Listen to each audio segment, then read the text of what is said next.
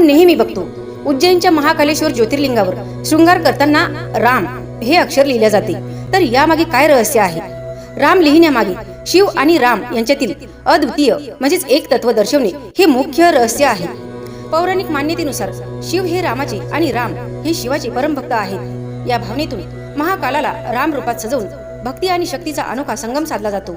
शिव आणि विष्णू हे दोन वेगळे नसून एकच आहेत असे शास्त्रात सांगितले आहे। राम हे नाव शिवाच्या आत्म्यासह समस्त शिवाचे कल्याण करणारे मानले जाते। भगवान रामाने रावणाचा वध केल्यानंतर ब्रह्महत्या दोष निवारण्यासाठी रामेश्वर येथे शिवलिंगाची स्थापना केली होती, जी रामाची शिवाप्रती असलेली भक्ती दर्शवते।